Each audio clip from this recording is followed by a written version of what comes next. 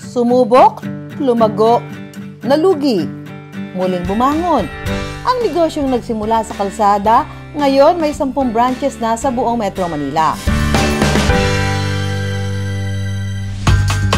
Siksik,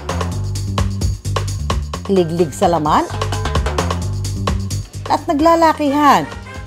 Tiyak na busog ang kakain ng birria taco, isang Mexican snack na unti-unti na ring nakikilala ng mga Pinoy.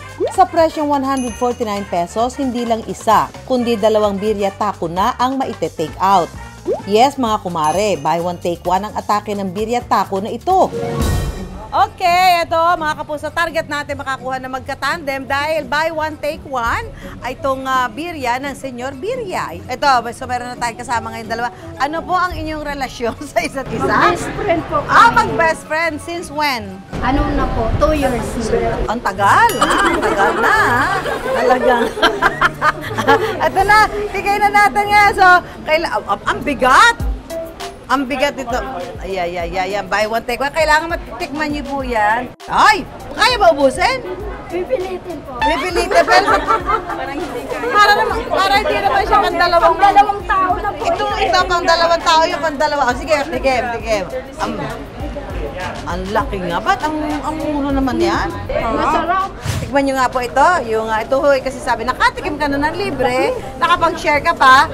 Sharing is scary. Ang laki ba? Ang laki po talaga. Tiniklop na. Pupusong kami dito. Tiniklop na eh. Tiniklop. O sige, tikim na. At talagang kailangan mahusgahan natin kung ano lang. Ang Sarap. Kasi ito ay Mexican food eh. Sa tingin nyo, pasado sa lasa natin? Ay, pasok na pa. Doon mo nga, hindi pa nga ako nakatapos magtanong. Sumasagot na sila. Pasado. Ito naman, ano naman ang inyong relasyon? Ang lagi mag-friend po kami. Friend, kaibigan. Friend since when? Dito lang po kami nagkakilala. Dito. So, matagal na. Mga 1 oras siguro, no? Anong judgment natin? Sobrang sarap.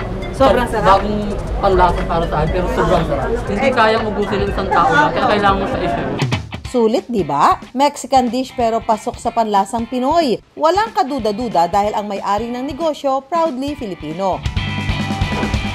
Meet Stephen, ang malikhaing utak sa likod ng Pinoy-style birria taco. Gusto namin magbigay ng something new sa market. So, doon namin naisipan yung birria taco. Sinubukan lang namin doon sa may harapan ng aming warehouse sa Tondo. Nakakatuwa din kasi maganda yung naging pagtanggap din ng mga mamimili. Konting sweetness, saltiness, papatok doon sa panlasa ng mga Pilipino.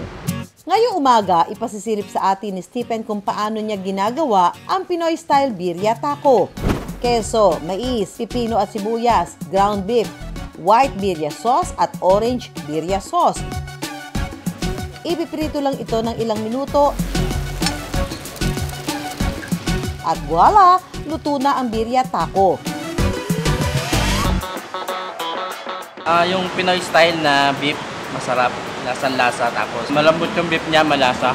Mula sa isang branch na suntok sa buwan pa raw niyang binuksan noong December 2022, ngayon, nakapagpatayo na siya ng 10 branches. Matitikman ang pinagkakaguluhang buy one take one birria tacos. Lagi tayo na-feature ng mga food vloggers sa iba't ibang platforms. Nagsimula lang siya magbenta sa tabi ng kalsada. Dahil walang permit sa lugar, madalas nahuhuli si Stephen. Nakikipwesto lang kami dun sa harapan ng bahay or bakery. Tapos, kada hapon, naglalatag kami ng table, folding table. Tapos lalagyan namin ng tent, ilaw, tapos nakikisaksa kami ng kuryente. Hanggang nakaipon at nakapagpatayo ng maliit na tindahan. Ang dati itinataboy sa bangketa, unti-unting lumago. So, before pandemic, ready na sana kami mag-expand. Pero tulad ng ibang negosyante, pinabagsak din ng pandemya ang negosyo ni Stephen. Nagsara ang mga tindahan at nauwi sa pagbebenta ng raw ingredients ng shawarma. Hanggang nakaipon siyang muli. At noong 2022, nagkalakas ng loob magtayo ng panibagong negosyo. Yung business partner ko, nakabili siya online. Tapos ang hirap daw mag-order. Tapos medyo mahal. Pinatikim niya sa akin, yun nga, nagka-idea kami. Tapos kaya naming ibenta ng medyo pangmasa. Nagbenta sila ng buy one take one taco birria, nachos, quesadilla at biryani.